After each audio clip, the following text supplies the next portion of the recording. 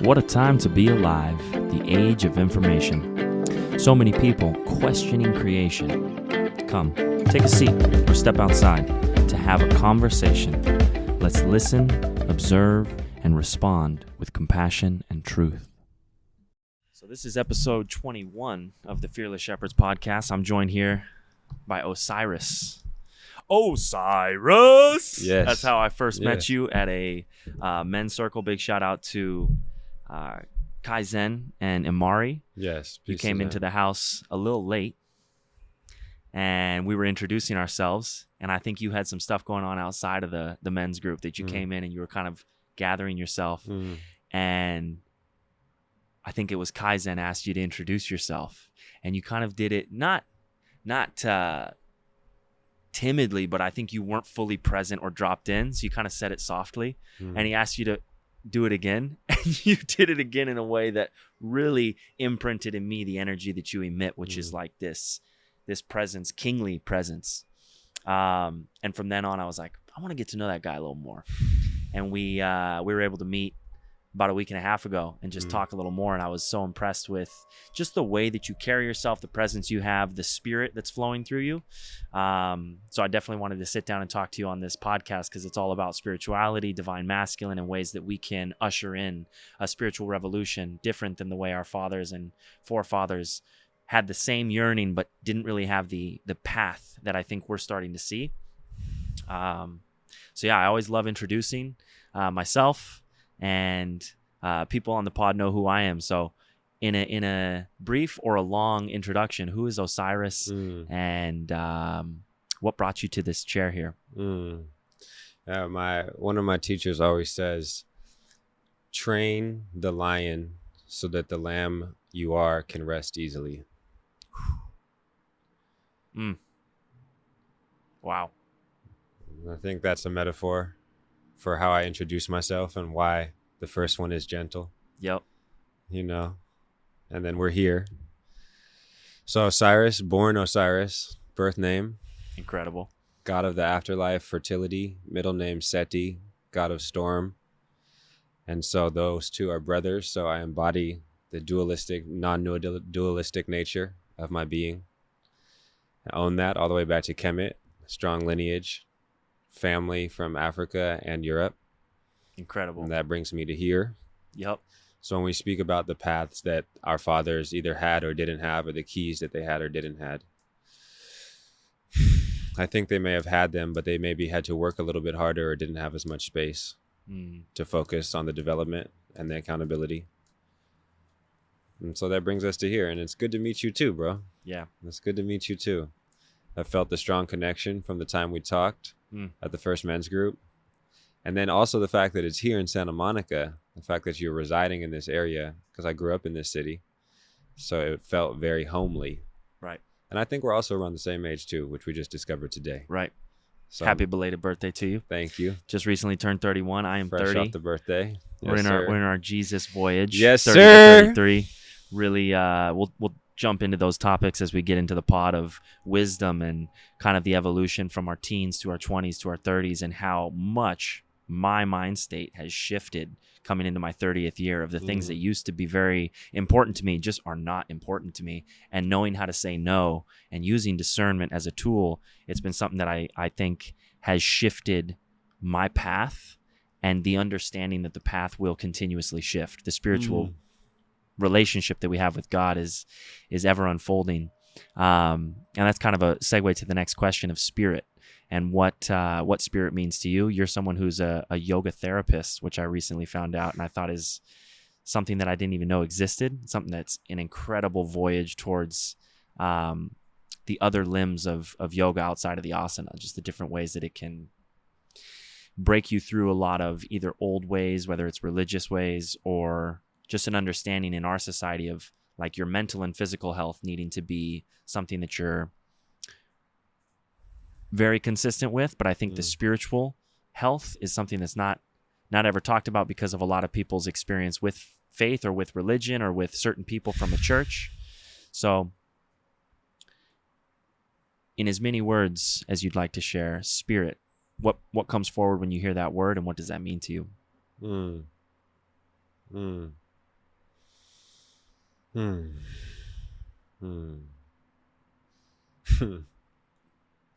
It's a good question. Spirit is, period. Amen. Spirit is. And because we're on a podcast, I'll say more, right? So we can talk and people can understand that. Right.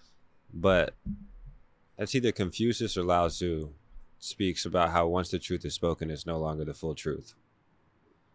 Because it's like playing telephone. Mm. So there's nothing that isn't spirit. I think that's a way that could be answered.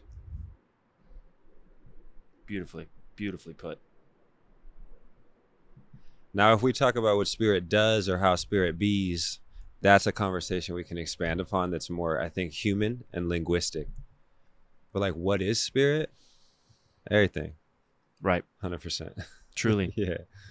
Yeah, it's something that's been big on my meditation practice, is trying to distinguish, like we've always been taught in the church, at least I was growing up in the church, like good and evil, right? And what I've really started to delve into is more of truth and not truth, because I think we both know that within us there is light and there's dark. But rather than looking at that as good and evil, it brings a lot more ease into my being when I think of it as truth and untruth. And from a perspective standpoint, when you say spirit is, from someone else's perspective, they might have a different understanding of what that means, which may be untruth. But the aspect of truth, and the reason why this podcast is so important to me, is having the discussion around inherent truth and things that we can discuss to bring us closer to a middle ground.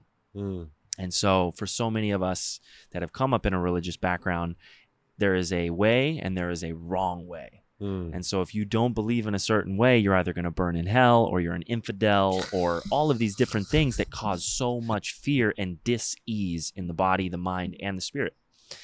And been reading a lot of different texts, been studying under a lot of amazing people. And the things that I believe Jesus was teaching us is to create a relationship with God, not with a physical location or a physical human being. Like, I am the way, the truth, and the life was, to me, a way of messaging to people that you have the same consciousness that I have. You have the same relationship with the Father that I have. You need to embody that rather than preach that. And so when you say spirit is, my spirit believes that wholeheartedly and knows it is true. My mind starts to conceptualize and try to formulate an answer to why that needs to be and how to explain it. When there's no need, it just is. So did you come to that through like early adolescence? Was that something you've always known? Was that something you were taught by your family?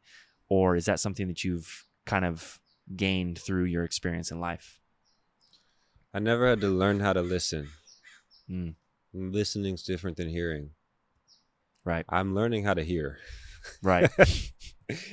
That's a big part of leadership, is learning how to hear. Right. But how to listen has always come easy. To know what's actually being said by the wind. To know that the hummingbird chirps because it approves. Right. To listen to the flap of the condor wings or the crow or whatever it is, right? That's like the wisdom. And that's the way, or it's one of the ways. And I think it's very important. I've always had it. It's been developed, though, and I think that's the important thing. Right. Everyone has it, because we are it, right? To bring it back to the spirit is. To bring it back to the spirit is, everyone has it. But to develop it and refine it, and to know what it means to listen. When you hear good and evil, from your spiritual perspective, is there such a thing? I don't know if evil is as problematic as people make it to be. Because now we're in the era of hip-hop and everybody's on demon time. No one seems to have a problem with it. Right. But Kevin Gates spoke about how that's vampiric. But in a sense, everything is vampiric because every interaction is energetically transactional in some way or another. So I think these concepts can be looked at instead of always needing to be agreed upon. Right. and we might get a little bit farther. Hmm. That like every energy is giving to each other. Right. Right. So when I think of good and evil, I could say the same thing as good and bad. Could say the same thing as innocent and harmful.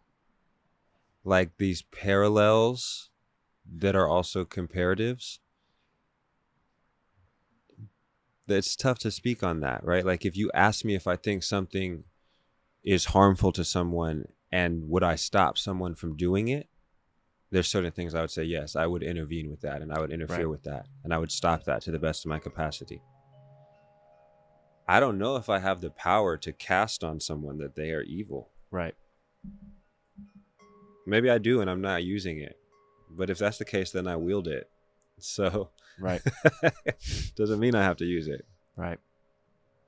Yeah, it's something that weighs heavy on my conscience all the time, because being brought up in the church, you're always taught, especially like in Christianity, the evangelism of like going out and telling people about the word and helping them to understand their wrongs, right? And through my evolution as a man and what the yoga practice has taught me is kind of a lot of knowing that everything is happening in divine timing and that it's not my job to play God.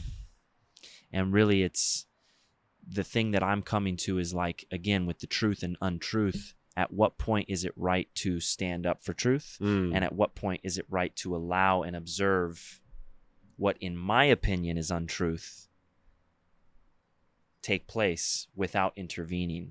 And I think that's where, like, when I look at the 8-limb path and I look at the yamas and the niyamas of the restraints and the observances, it was such a powerful embodiment practice, because in the church there's a lot of just like you're getting preached at and you know you get the 10 commandments and you're told to do these things, but a lot of it felt so distant. It was hard to like embody these things. Obviously, don't steal, don't kill, don't rape, these things that himsa, of course, but like the aspects of non-harming and non-lying and it's just these different aspects of the practice. So you being someone who has stepped into yoga as a therapist, if you want to let people know about what you do in that regard and what the crossover is for you from, I don't know if you were raised in any form of a religious background or how you were brought up in regards to spirit and how that's kind of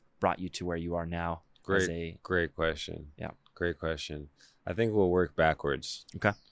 So I practice yoga. Yep. I'm a devotee of yoga. Yep. I appreciate Hinduism as a religious faith, but I wasn't raised in a Hindu home. And I think that's important to declare as someone who's also not Indian, right? That I'm practicing a methodology that maybe I have like an birthright to because I'm a black man, so I'm an original man, but I don't have direct Indian lineage. Right. Right. So that's important in the West, in the century we're in. Right. Super important to talk about. Definitely. I do appreciate the ability to ask different spiritual entities for different support. Which has always been interesting to me because the Trinity, from my perception in traditional Catholicism, is essentially polytheistic because it's a 3-part being that creates one. Right. So is that not the multiplicity into the unification? That's always been my conflict with the fact that polytheism and monotheism are in conflict. Right. I feel like they're in the same breath. And that's why I like the Rastafarian concept of I and I. That's a dope one. Yep. Big self, little self. Yep. We can break it down in so many ways, right? But what yoga has continuously taught me, which is why I love the translation of the word union, which I'm sure many listeners know. Yep. Is that to me, like if we're talking like the Mandalorian, like this is the way. Definitely. How can I see you and recognize that you are a mirror of me, and it's a funhouse mirror, so it looks a little different. Right. And it's still a vibe. Right. And like you connect to spirit and whatever God exists for you as much and as little as me. Like there's literally nothing in you that's different other than the worldly differences. Right. And I think that's the I and the I, like remembering both of those things. So I grew up in a home that was traditionally Catholic and traditionally Muslim. Can you give me a brief rundown? You said you grew up here in Los Angeles. Mm-hmm. Mother is from where? Father is from where? So Pops is from the South in Africa. Okay. Mother is a Cali girl. Cali Valley. Heard that. Yeah, big time. And that's the union that made me, which I'm very grateful for. Yeah. My mom's birthday is coming up. Mother's Day as well. That. Yeah, Mother's Day is coming Double up. whammy.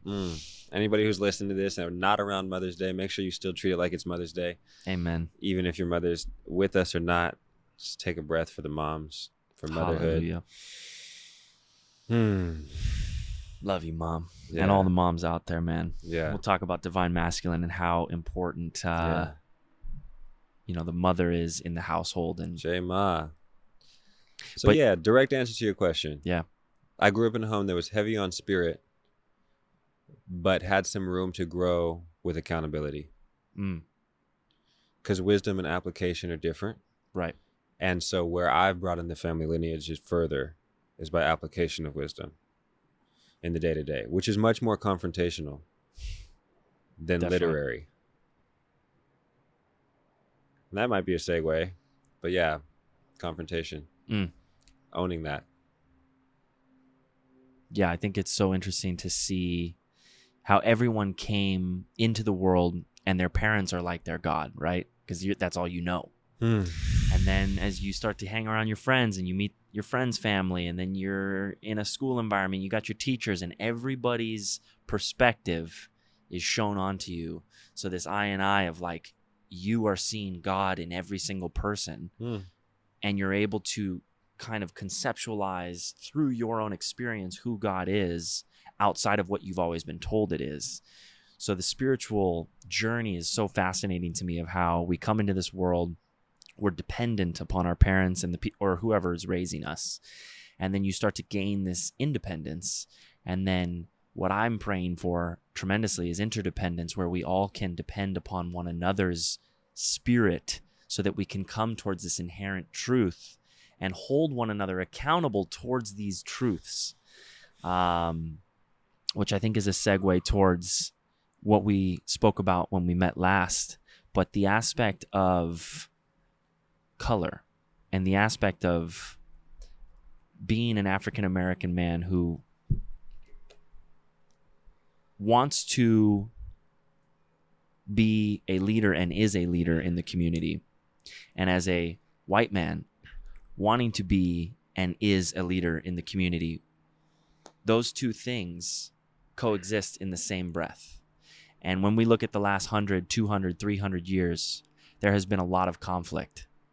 And just in the last 3 years, from 2020 to where we are now, there has been a tremendous amount of conflict.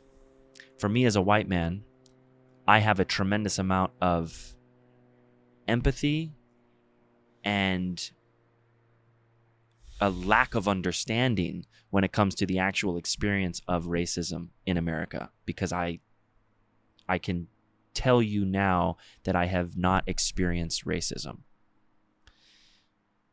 But seeing some of my own family members having experienced it, seeing some of my closest friends having experienced it, and wanting to be an ally and trying to find ways to have discussions around building bridges, as someone who is a man who is walking a life very similar to mine, the only difference that we carry is the color of our skin. What are ways that you believe it is constructive for myself and other white men who want to be allies in this movement of understanding and listening to create these conversations? And when is it not the right time to have these conversations?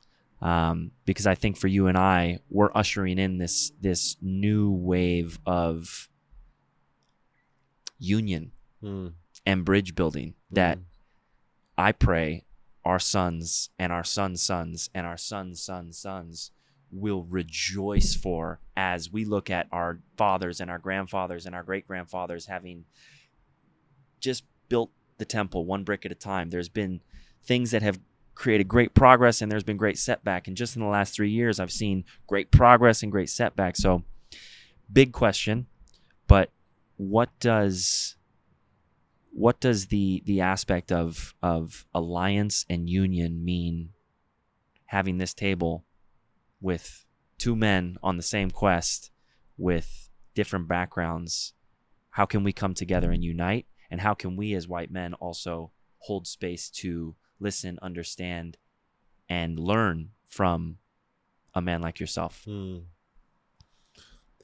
I was watching a Zoom call today by Terry Real, and he's a representative for an association called Black Therapists Rock, and they connect all different types of Black therapists.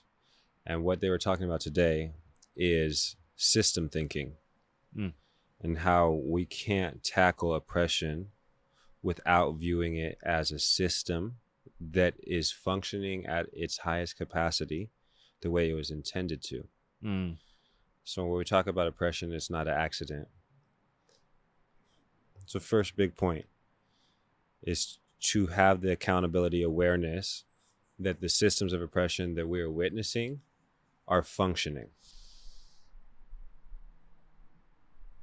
Oppression is not an accident. And that is such a difficult thing to listen to as a white man. What makes it difficult? When you look at the weight of what you just said, it is hard to understand it as someone who didn't directly affect or create these things, but is a part of their creating. If that makes sense. Like having nothing to do with these oppressive institutions having been created. As a person who wants to be an ally towards its breaking and rebuilding, it's it's just so like I understand. It invokes anger, probably to a percentage of the anger that it invokes in you. That's what I was going to ask you. Imagine that partnered with being the recipient. Right. And what you spoke to is the source issue. Oppression is not logical. It's functional. Mm.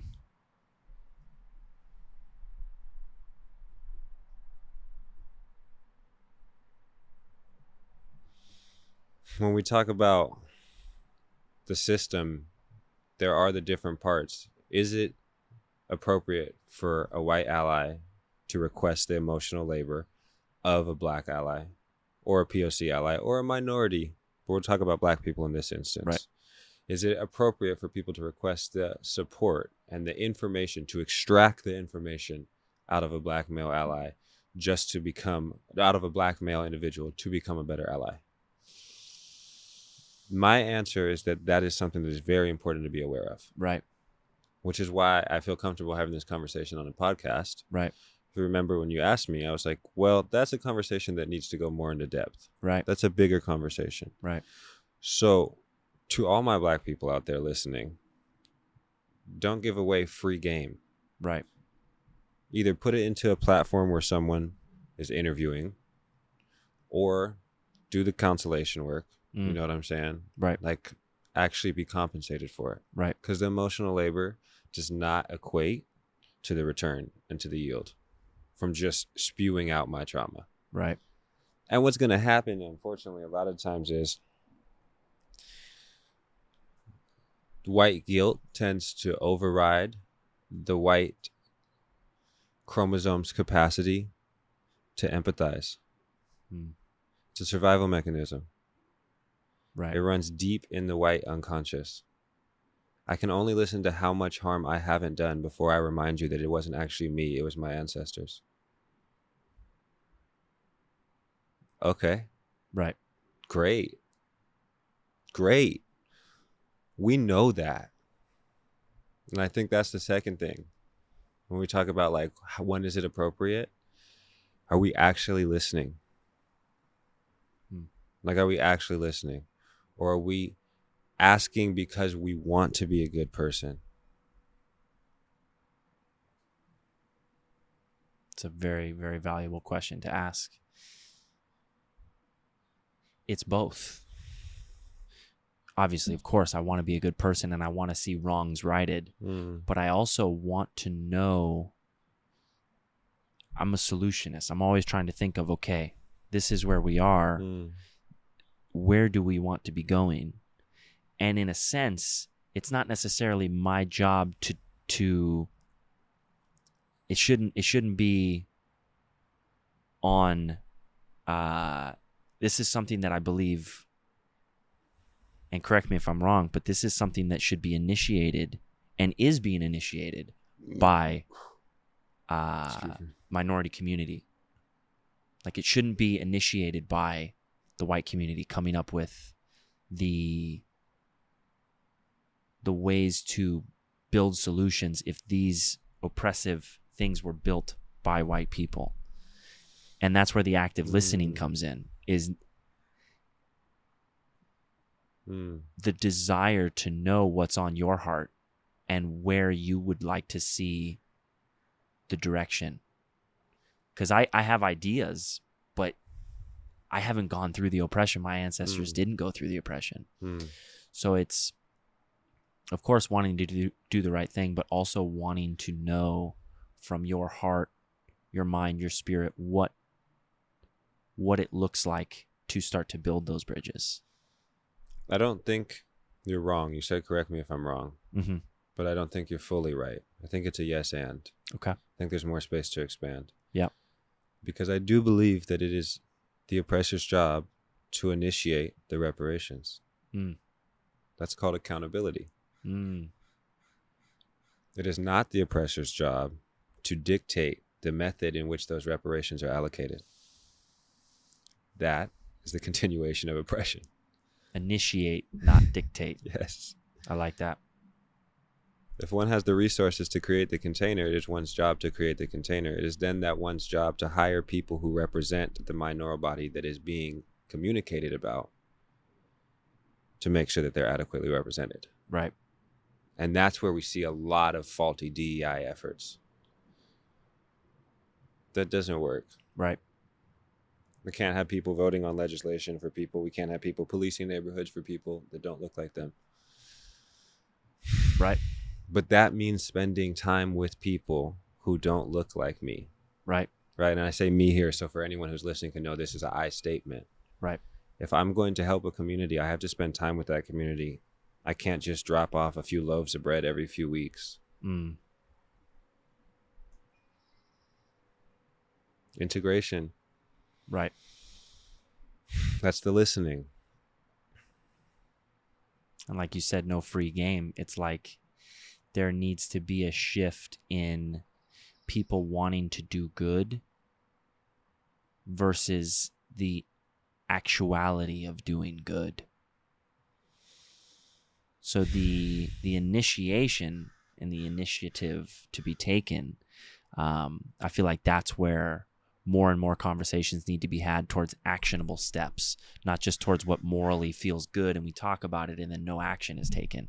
And that's kind of where I'm at in this 30th year, is like taking strides with people who are ready to take action upon what Spirit is bringing to us, because we are vessels for God. God is a creator, but we are the creator created. Having the power of God to build these bridges is where I think you and I can maybe agree that there is a tremendous amount of, weight, but also opportunity for these bridges to be built and for steps to be taken towards. Yes, and because we're on the same side. Yeah. We are tribalistic by nature, unfortunately. We're individualistic because we're survivalists. That's how we made it this far as a species. I digress. Track me. Let's say I live in Blackville, and let's say you live in Whiteville. Just for the sake of it, let's get it real simple so children can understand. The stonework in my village has different details on it than yours.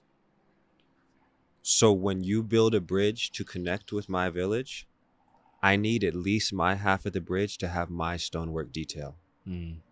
Otherwise, you are intruding on my culture. If we can take that and liken that to, like, when we talk about building a bridge, okay, let's either make new stonework patterning or let's have the middle being intentional where both cultures are coming, right? And that's why I Wow. like to say, you understand? Yeah. No, that was a beautiful analogy. I think that's really important, because then I know when I'm in a different culture, and you know when you're in a different culture. So you believe the celebration of the culture should still be something that we have, 100%. but a mutual understanding of the celebration of the two cultures collectively. That's what's so cool about this unification. Right. We're not loose. It's not a soup. Right. It's a salad. Right. Right? Like, Right. Yes. That's so beautiful. And especially because I truly believe that we can see drastic change in a generation or two. Easy. So to see the amount of leaders like you and I who are stepping into these uncomfortable conversations in a way of just intent listening and then actionable steps that can be taken, that's when creation happens. That's the system. Yeah. That's the system. That's how it works. And finding these universal languages like yoga, like music, like food, like art, like health. These are all things that we all speak. Doesn't matter where you're from. So finding different leaders from different cultures and communities to be able to collaborate and create collectively, those are bridges that we can also celebrate our cultures while also celebrating our culture. Right? We have a species-oriented culture. Right. Yeah. And then we have village and tribally oriented cultures. Right. And then we have individual family home cultures. Right? It's fascinating to me. And yeah, that aspect of like tribalism and how you even look in religious contexts, there's cultures within different religions. And yeah, just breaking down those barriers of entry to allow more opportunities to intently listen. Breaking down is the key word, because that is the contraindication of gatekeeping. And gatekeeping is extremely harmful. Right. But is also necessary, because when we think about, let's break it down to lethal martial arts moves as an analogy. A beginner student with a raging temper is likely not going to be educated about single strikes, because they will do harmful things. Right. I think the same thing goes as gatekeeping works. Like, it shouldn't be impossible for anyone to learn anything, but it is nice to have tiers of access based on devotion. Right. Based on devotion. Brahmacharya, I believe, is the observance. It's like this zeal for God, or this zeal for the practice. Like, the more dedication you show to the practice, the more the teacher is going to teach. That's beautiful. And Brahmacharya is an interesting one. I'm glad you brought that up, because I think when we talk about the factors and centers of shame within westernized religion, sexuality and sensuality and embodiment is one. And I think right there with the things that we talk about, food, health, culture, community, intimacy, sexuality, and sensuality are all one jumble. Right. That the whole world thrives on. And Brahmacharya in the traditional yogic is very masculine oriented, full withdrawal of senses. Whereas I think we're coming into a generation that's more pleasure positive. Right. And I could still be focused and feel good. And I'm going to preach that to anybody. Yep. There are seasons where we need to retract. The ebb and flow of the ocean happens. But also allowing that current. Otherwise, what do we have? A dam. Stored energy, which isn't always bad, but it does need to have some type of fluid release to it. Right. Volcanic eruption. And when you look at the tamed man, when you talk about divine masculine, you should be a raging bull that is tame, rather than meandering or a raging bull that is out of control. And a lot of what I've talked about in this podcast and a lot of my evolution spiritually has gone from early 20s doing what the world told me I should be doing, seeking pleasure overly and not seeking purpose first. and not using discernment because it wasn't really built in because I hadn't been a devoted student to life just yet. I needed to be a student of life. And from that studentry and the many tests that are put in front of you, I was able to come to a place now where I'm able to see that, like you just said, pleasure is a beautiful thing. But if that's the sole purpose of your intention behind life, you're constantly chasing women, money, status. So this aspect of divine masculine and ways in my practice that the yoga practice has taught me so much about God and about spirituality. For you, as a 31-year-old now man, has the yoga practice been one of the things that has shaped and molded you the most spiritually? Or would you say it's something else? I would say it's my music. Music. Yeah. Creating music. Creating music. Incredible. Always. That has been the most impactful spiritual thing in your life. Wow. It's the one thing I can't stop from happening. Doesn't matter what time I go to sleep or what time I wake up. Doesn't matter if I'm on the yoga mat.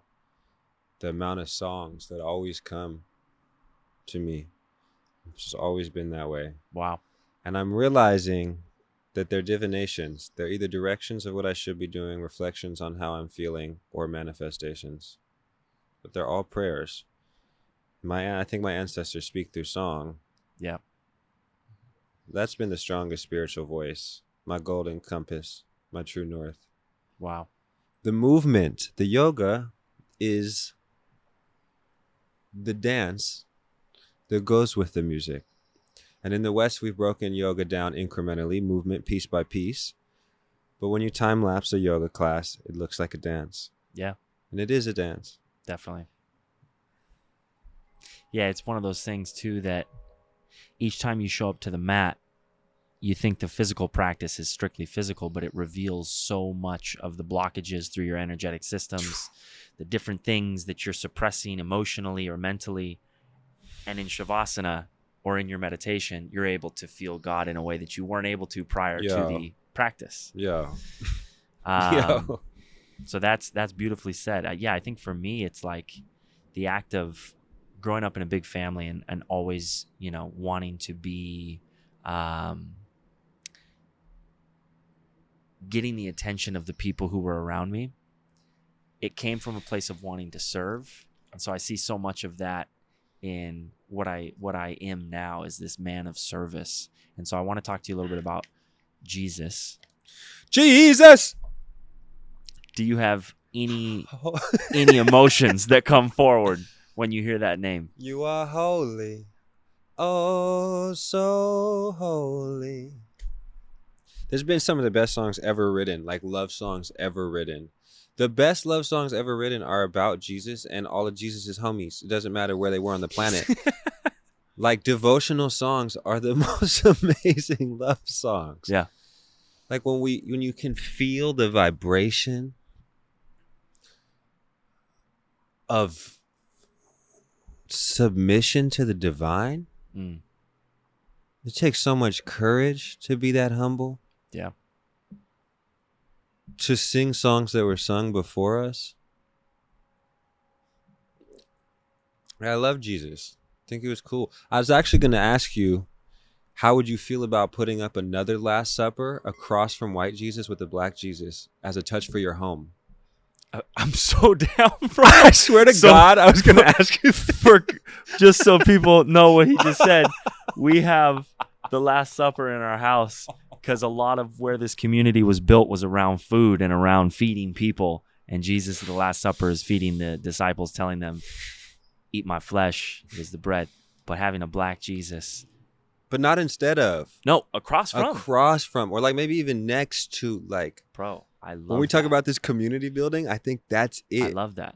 And I have had so many conversations with Christians around the idea of like, how can we really believe that this fair-skinned, thin hair, blue-eyed person was Jesus? I mean, we can have a deep state conversation. Maybe he was an Anunnaki who just popped down.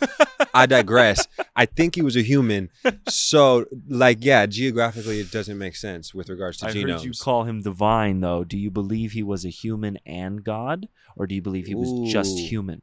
That debates the question. I read the prompt for the questions you were going to ask me. So that debates a question that might come a little bit later of how do I feel at the concept of am I God? Right. This could be a good segue to it. Yeah. I think, like I said, spirit is everything. Spirit is everything. Yeah. Because I think a lot of what Jesus was teaching is that we have the opportunity to step into divinity and to spirit in every moment of our lives. It's a choice. We were given free will. And so it begs the question of, are we God? Do we have godlike qualities? Are we like Jesus? Or was Jesus a separate entity that was a God and a human? This is something I go back and forth with, praying to God about, listening to God in meditation. A lot of times I'm like, okay, God, I'm ready to see you. And I've talked about this on the pod. I'm ready to see you. Show me your face. And I'll just see a fast motion picture guide of every single person I've ever seen in my life. Like a flip book? Flip book. And it's my mom, my dad, my grandma, my cousin, my brother, all the people in my community. And it just continues onward. And then strangers. And it blows my mind to believe that it's not that we are inadequate. It's that we are powerful beyond all measure. And that scares us. Come on. Because then we can't point at God and be like, why aren't you giving me what I deserve, or that you've said that you promised me because of this book or these stories that we've heard, rather than taking ownership and accountability of the creators that we are. Ooh. It's not our inadequacy that we fear, but the fact that we are powerful beyond our wildest imagination. Yep. Yes. Felt that one. That there is.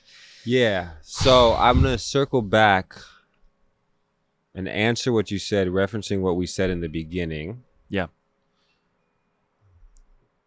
To a creation story that I want to tell. About like original being. Yep. Right? It's just one of the many creation stories. They're all true because quantum timelines exist. Another conversation. Quantum. Everything's happening. All right. Humans got to get over that. Yeah. So Marvel admitted it. DC is owning it. It's time. Like they're slowly integrating us as a species. Yeah. Yes. So there was the one, right? And the one became bored, and so created another, and then became bored with the other, and said, "I want to play a game." And so the other broke the one into infinite pieces so that every time it saw other pieces, it could play the game of remembering that it was the one. Such an eloquent way of putting creation. And it's simple too. Like the spirit hears that and is like, the mind hears that and is like, how does the one get bored? You know? And how does that's a real question, because my mother says only boring people get bored. That's something she always taught me. Yeah. Which made me really check myself whenever I said I'm bored. I was like, okay, where am I at? How does the one get bored? Right? Does it? Is that in itself a human story?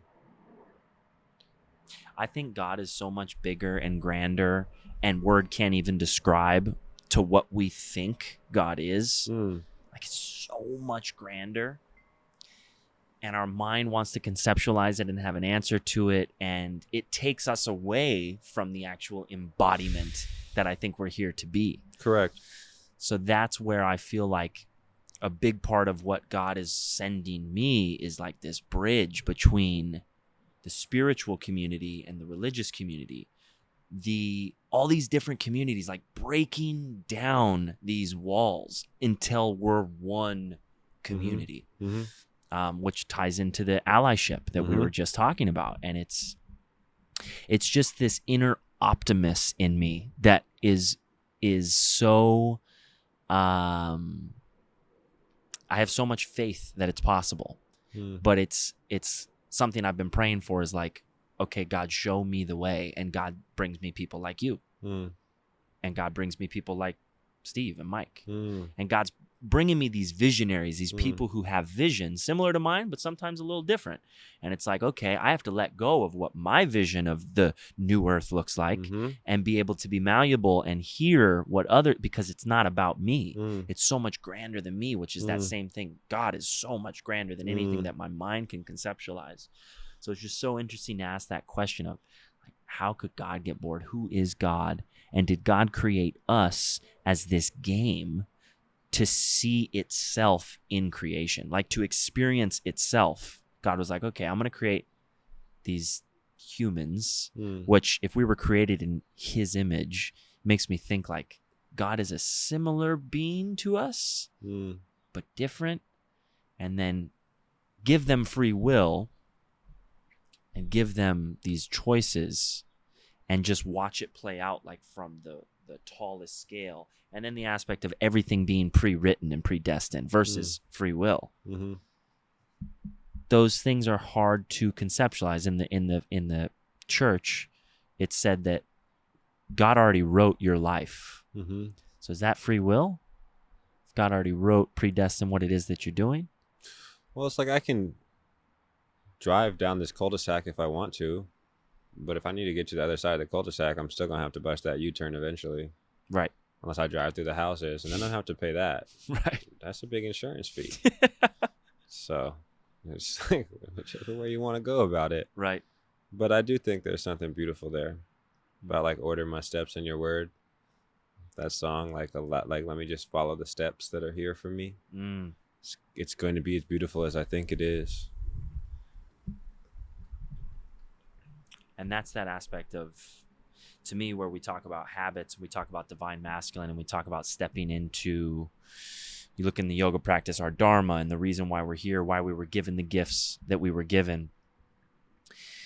When you look at your habits as you step into your 31st year, for people listening, especially young men listening, what are things that on your quest, whether it's a spiritual quest or just your life's quest, that has molded you and shaped you into being the man that you are today? And as you look forward into your life, what are things that you don't yet possess that you want to be held accountable, whether it's yourself holding you accountable or a friend holding you accountable to? I should say, tell yourself that you're God every day, but don't tell anybody else. Ooh. That kind of answers the question of, do you believe? That's why I waited to answer it. Yep. That's so powerful, man. Like every day. Don't miss that. I could cry about that one, you know? Don't miss that. And that goes for the little sisters too. Yeah. And the two spirit siblings, wherever you're at, like let yourself know every day.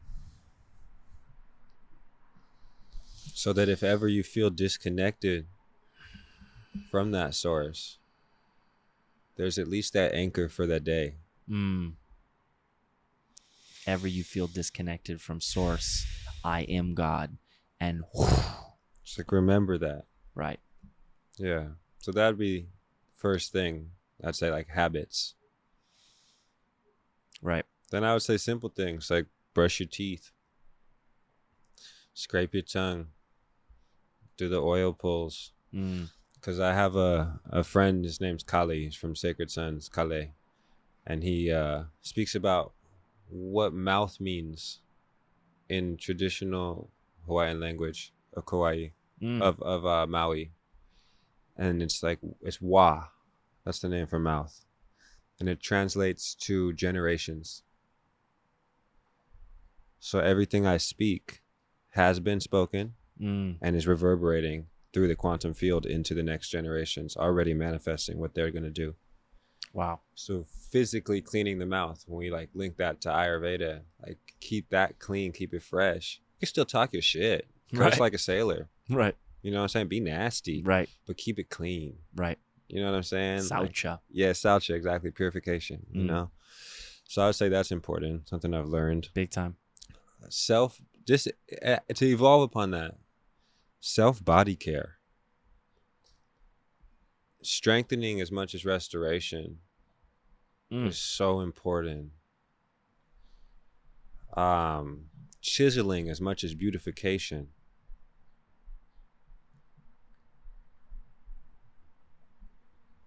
Really important. Learn what creams work for your body. Right. Learn how to take care of your hair.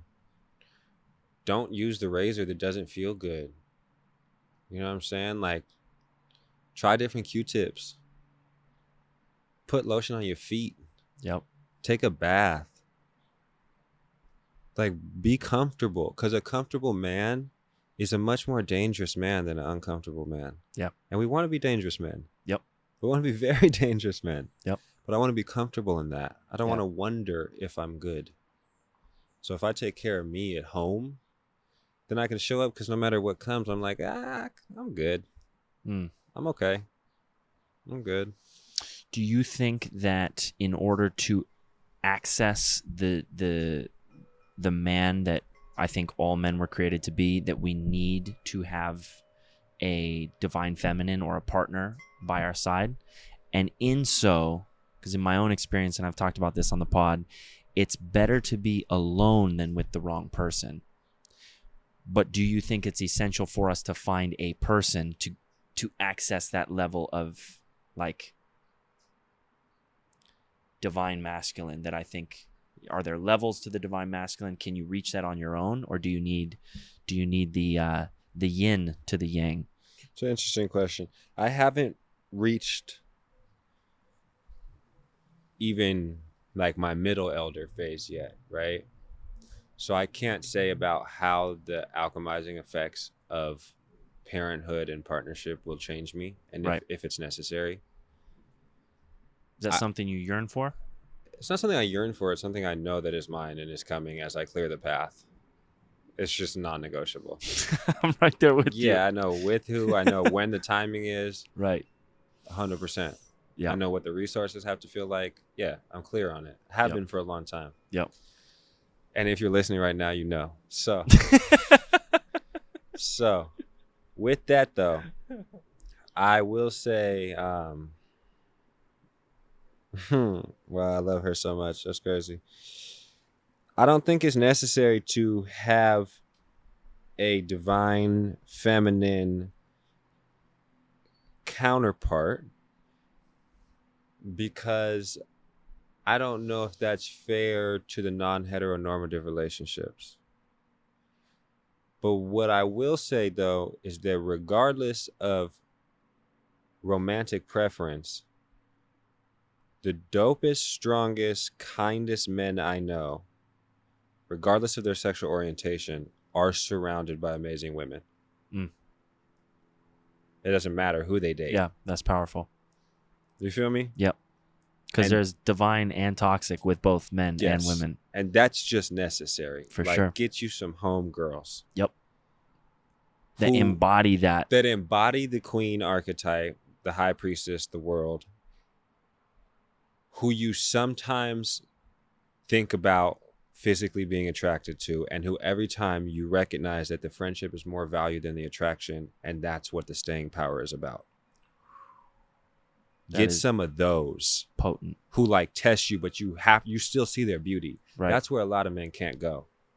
Like, nah, of course your homegirls are going to be beautiful. Right. But remember how valuable they are. Right. Outside of anything you could extract or give to them. And like honor that, because that support, dude, the divine feminine love, like when the divine feminine feels safe enough to love, non-negotiable. It's like it's heaven. Right. Yeah. Without question. Yeah. Yeah, that's such a powerful way of putting it as well. For divine masculine to rise, you have to cultivate and hold space to be around divine feminine, no matter your sexual orientation. Right. Because it teaches you the yin within yourself. Exactly. And that is where I see so much of the divine masculine rising, is we're holding space for the feminine within us to heal, and to actually be able to be brought forth through our emotions, through our empathy, through our listening, our nurturing, all of these things that we have as men. But I love the answer there, because I think I go back and forth, and then having been brought up in a Christian home, and hearing that any type of thing outside of man and woman is wrong, and actually you're going to burn in hell for. And then I have a sister who is married to a woman. Like, Well, I have just nothing but a deep yearning of understanding from a perspective of, if the person and the person together are happy, what makes any form of judgment towards what's right or wrong relevant or even necessary? And I think people get so caught up in the religious communities about what is different than what they've been told is right, and whether it's religious or any type of community. And so it's this aspect of control that that I think has caused a lot of misunderstanding and just lack of union and bridges being built and things being seen from other perspectives. So I think the aspect of divine is being able to see from that bird's eye view, and also realize that, like when we say we're God, I also think that we're not in the regards of, like, it's not our job to save or convert. It's through our embodiment that people will see us and praise God. And so that's the part of the spiritual quest that I see the 30s having become for me in regards to discernment and in regards to knowing what is worth my time and what isn't worth my time, and stepping into it like courageously, like this being called the Fearless Shepherds. It's like you have to have a courage to let go of the wheel. And so to dive deeper and deeper into this quest of knowing, and then the aspect of still not knowing, and how we can continue to hold these spaces where we can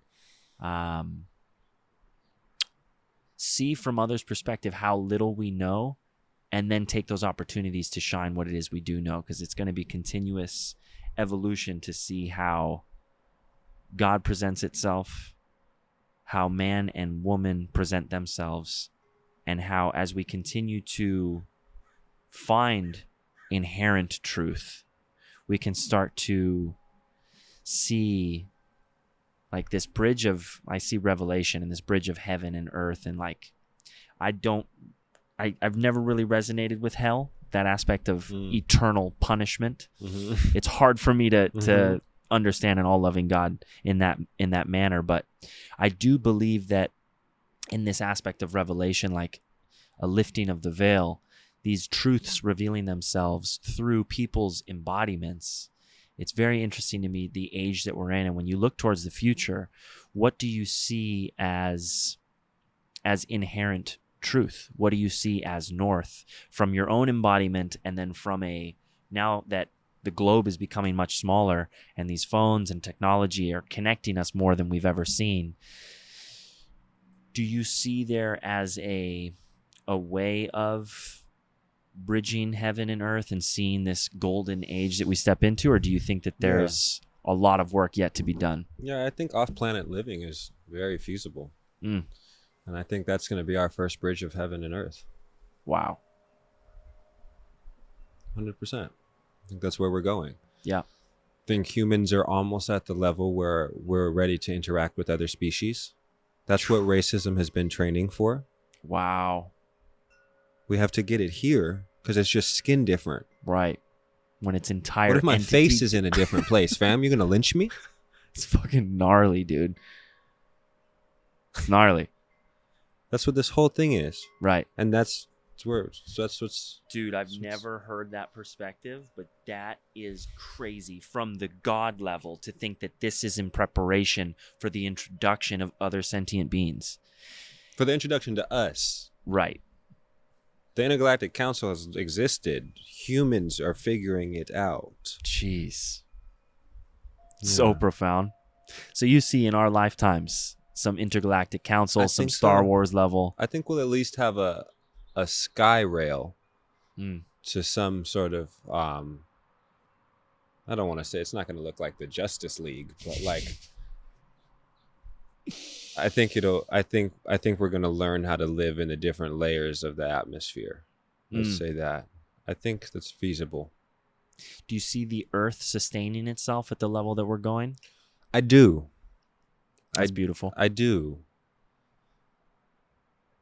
I have more hope than logic, Right there with you, dude. Right there with you. Because I know that there's going to be people who are going to be like, oh, well, there you go, disqualified. Yeah. No, absolutely. With greenhouse gases and carbon emissions, it looks like we're going to shot. Our water levels are rising and being polluted, non-negotiable. Plastic is murking up the sea. God. Coral reefs are being destroyed. We can get into it. You know what I'm saying? Like, I'm big on sustainability activism. I don't think that is the point of what you asked me. What I want to answer is that I do think because we are walking sentient trees, we will receive the neural feedback from the sentient mother herself that says, hey, I need more of you to take care of me. Yeah. Which is happening. It's happening. I think it's happening. Yeah.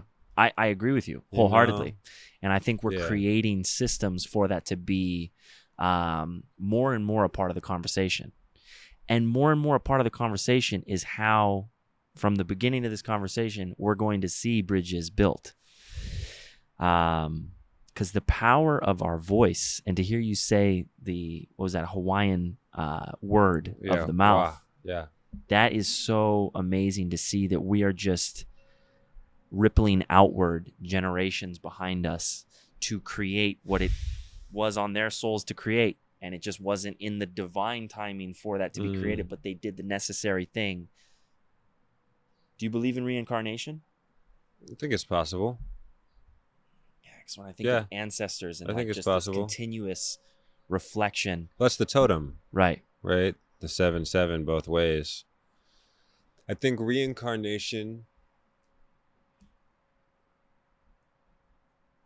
I think reincarnation is the same thing as failing 5th grade.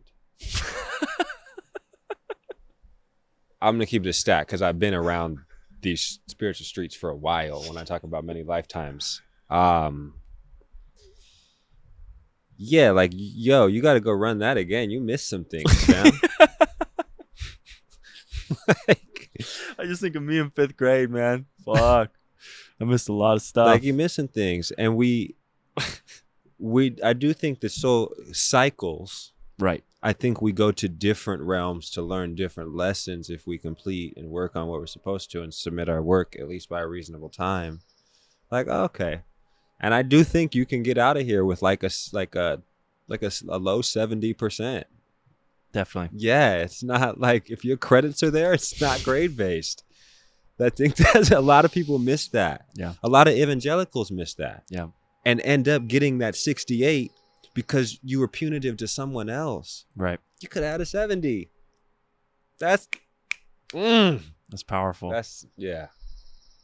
And I could have had a 70. Let me make it an I statement just to embody it. Yeah. Right. And that powerful word words I am. And when I think of being reborn in the Christian faith, like that is a form of reincarnation. You are being born again as the same physical being, but anew spiritually. Mm-hmm. And that's where I feel like I've felt so called to bring spirit back into the conversation is because when you can land on something that is inherently in all of us, there's a ton of science that's backing it, like we have a soul. Mm-hmm. Now comes the conversation of, okay, what is that soul? Because it's different than our mind and the desires of our mind. It's different than our body and the desires of our body.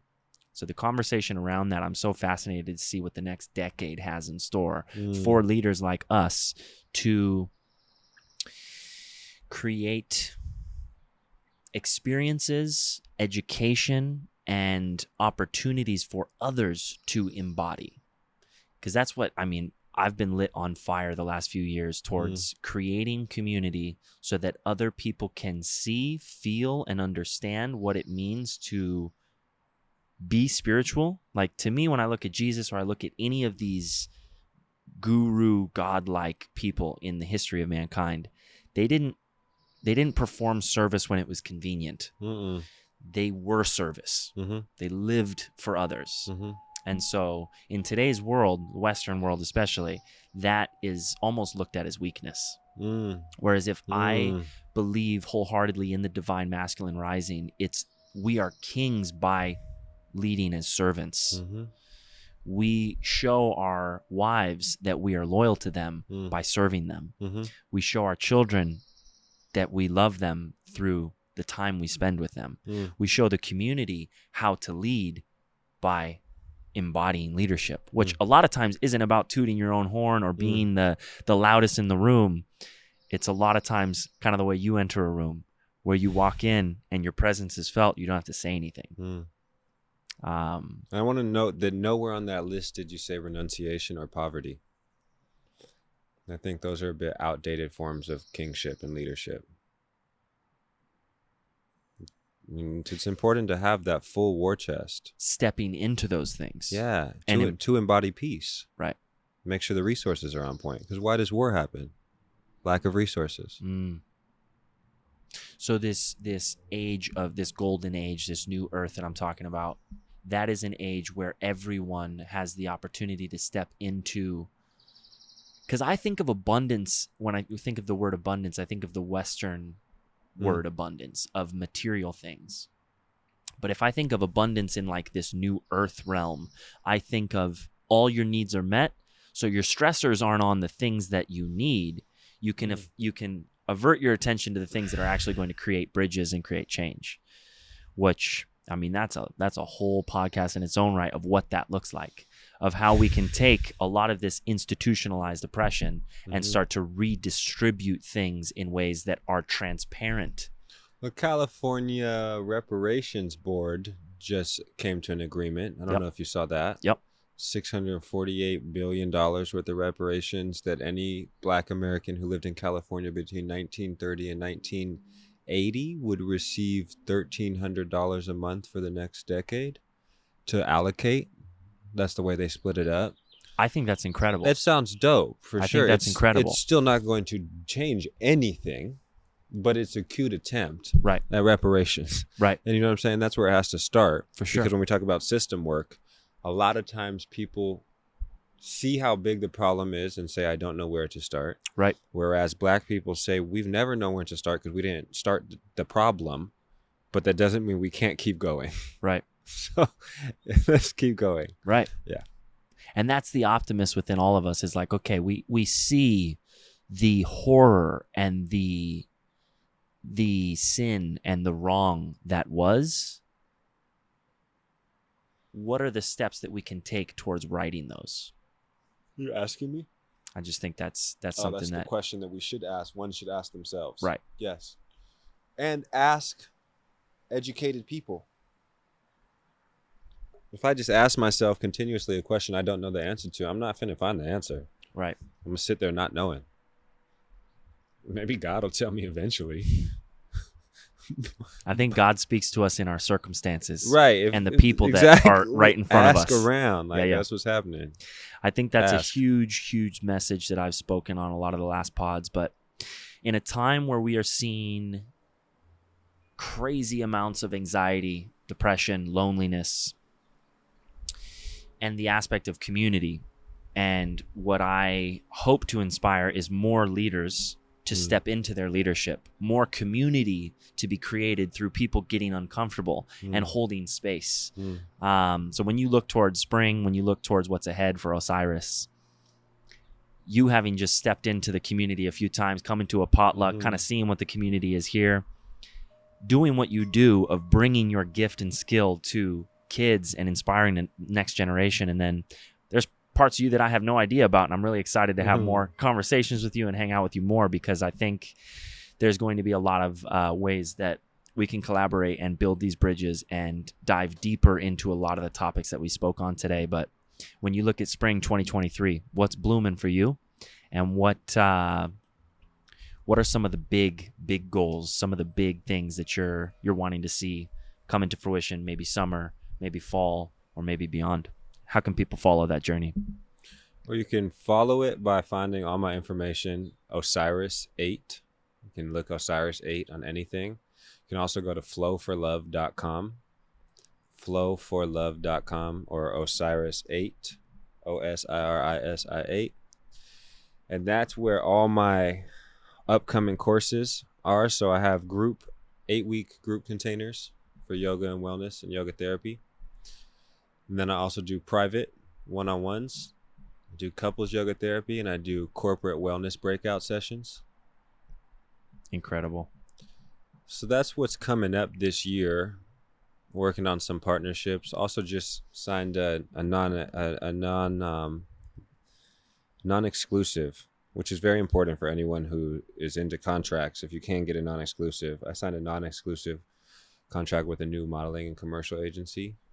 So getting more work like that and spreading wellness to the world of entertainment. Because like I said, music is a big through line for me. Definitely. And my plan is to go on wellness tours, performing and healing, specifically through the diaspora, through the Caribbean and through Africa, and to have a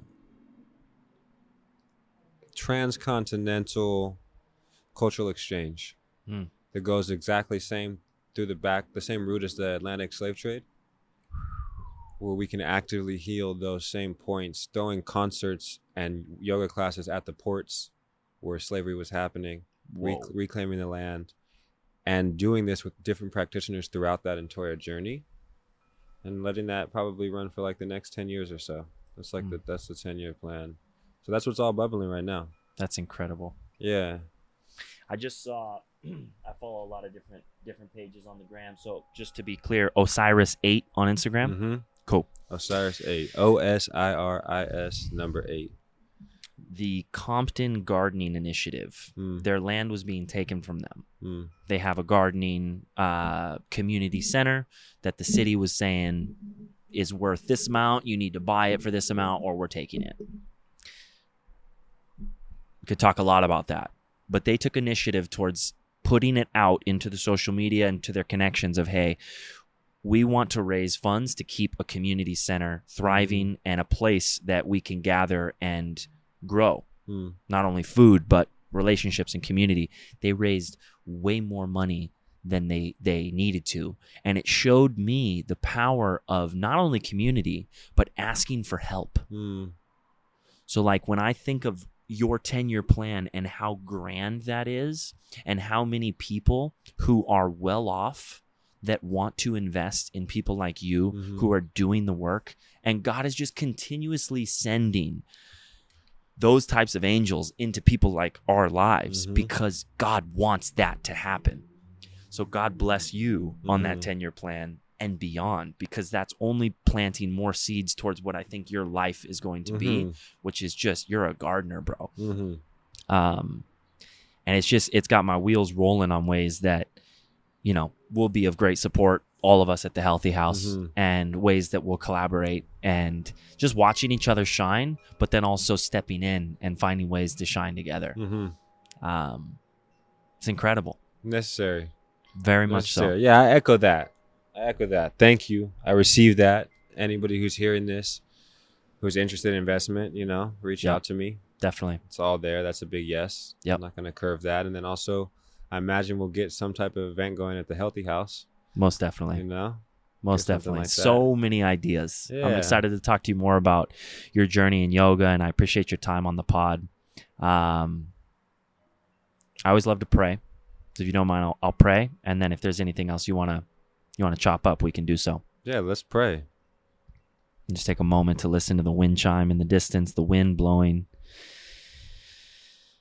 feeling ourselves grounded into the earth, the sky above us. And God, we invite you into this space with just humble gratitude, a yearning for deeper understanding and actionable steps that can be taken. We're so grateful for our health and the opportunities of vitality that we can be pillars of your glory and your strength and your will, and that our daily habits are the direct balance of our faith, that we are acting upon our faith through the decisions we make on a daily basis. And I'm grateful to have a brother on the front lines like Osiris. I pray over him, all of his endeavors, all the lives that he's touching, that he continues to be a pillar of your light. I pray over his family. You bless them, continue to create more and more opportunities for them to know you deeper and to be vessels of your work. And I pray over this podcast that it's able to continue to touch the lives of many, inspire the lives of many, and just create more conversations where we can listen intently, where we can share openly, and that we can build these bridges and celebrate one another for who we are, from where we're from, but also where we're going. May this spring be one of many seeds blooming. May we continue to see this world truly go through revelation, a lifting of so many veils that we can see darkness as just a lack of light, and that we can be the light and be the change that the world so desperately needs, and just see this wave of consciousness continue to ripple outwardly into maybe some new worlds, some new places far, far away. Man, just thank you for sense of humor, for our laughter, our kindness, the play of the inner child that is being set free in these days. I pray over both the young boy in Osiris and I, that it's able to walk with a big chest and to just play with all the different sons and daughters of this world as we continue to open up our hearts and remember who we were sent here to be and what we were sent here to create. And I'll pass the mic to you if you'd like to pray at all. If not, just give me a quick head nod and I will close. Yeah. All iterations of spirit, Mother, Father, multi-spirit deities, all our ancestors from all timelines, sacred directions, north, south, east, west, up, down, left, right, in, out, and the elements, fire, water, earth, air, void, ether. Thank you to the land that we pray on in this moment. And may the work that we have the privilege of embarking on continue to light the fires for our journey. And like well-weathered sailors, may we use the stars as our guides without hesitation. Ashe, Amun, Ao. And so it is, and so it be. Amen. Power and glory forever and ever, brother. Always. Thank you so much for your time. Yeah. I'm excited to get to know you more, continue to follow your journey. And for all of you out there, I definitely recommend following, and just keep being the light, brother. I appreciate you. Thanks, bro. Boom. Another episode closing out. We will see you on the other side. It's amazing how quickly conversation goes when you're speaking about life and God. A lot of these questions that can spark fear, spark judgment. That's what this podcast is all about. And really, that's what life is all about, is to step into faith with a yearning for knowledge. So if you want to learn more, if you want to donate to the cause, my name is Kyle Cassidy. I am the founder of the Fearless Shepherds, and I cannot do this alone. So I would love to hear from you more. You can follow our movement on Instagram or TikTok at Fearless Shepherds. My personal account, Kyle Cassidy Fitness on Instagram, or shoot me an email, spiritmovement3@gmail.com. And I look forward to hearing from you. God bless.